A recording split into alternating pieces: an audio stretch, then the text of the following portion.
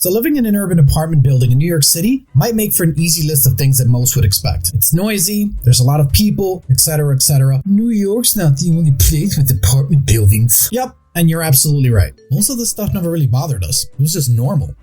Unless you're from the burbs. Coming out to live in some of these places is like coming out of the freezer and going into the oven. Now in my particular building, I don't know what our parents were thinking. Everyone had their kids roughly around the same time. It's like they had a group huddle. Okay, everyone in agreement? Yeah, let's get to making kids. Hey, excuse me? Yes, Martha? Maybe we should stagger it a little bit. Good idea. All right, break. The result of that was growing up with a circle of friends that was like 20 deep. And that was just in my one building, not even counting everyone else on the block. Yeah, eventually I'll introduce them later. Things will make more sense if you know who did what. Now, everything we did was loud, just wilding out for no reason. One of my buddies was a special case. I could be at home just doing my thing. I'd hear the ice cream truck come around. Now your average kid probably comes out of his house like, la la la la la. But not this one. Milkshake! When you have a building with over 60 apartments, you tend to have a large foyer and long hallways. It was too cold to go outside one night and a few of us decided to rollerblade in the halls. Thing with that is, that kind of noise just echoes everywhere.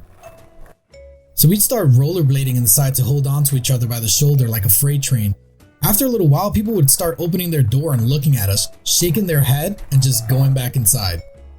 Our thought process was, it's not like they said anything. So we just ignored it and kept going. All of a sudden, lights of the whole building completely cut off. I couldn't see my hand in front of my face, and since it was so sudden, everybody tumbled and hit the floor. I'm pretty sure someone's thigh hit the back of my head. We later find out that the superintendent got like 13 complaints in half an hour from the same tenant. Remember that lady who kept poking her head out? Yeah. And don't even get me started on the superintendent. This man could have came out and told us to go home, but his son ran to the power room and cut off the lights. Could you believe that? I could just imagine him standing in there like, oh, y'all trying to have fun? Now that lady, she knows what happened, and we know who did it.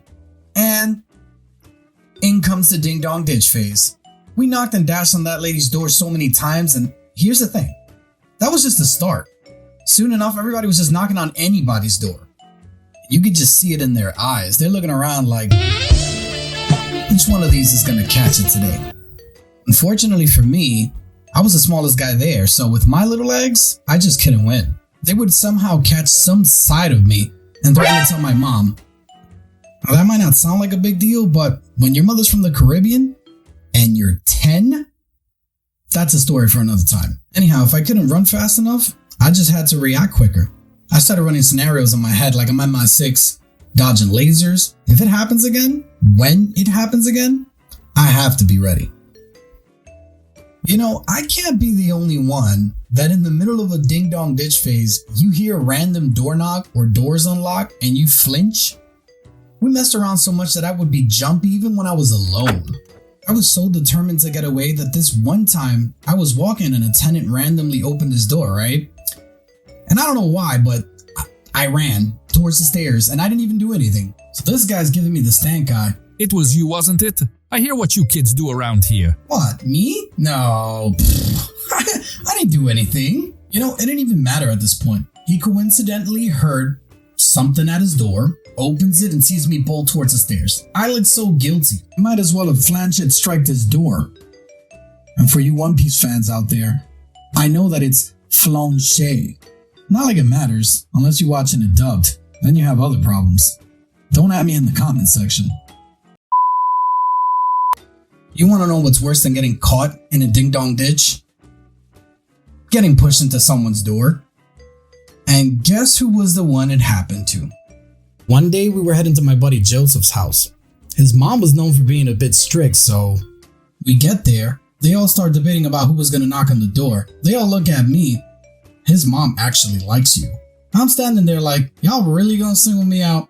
So we noticed that his door was slightly cracked open, and before I knew it, my boy Alan shoves me. Now it's not like he pushed me that hard, but Of course I end up off balance.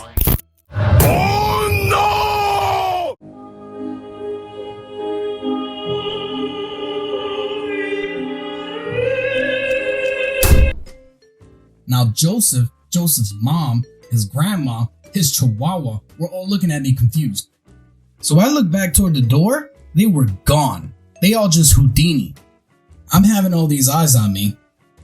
I panicked. I got up and ran. She caught me outside some days later and was like, "If you didn't do anything wrong, why did you run?"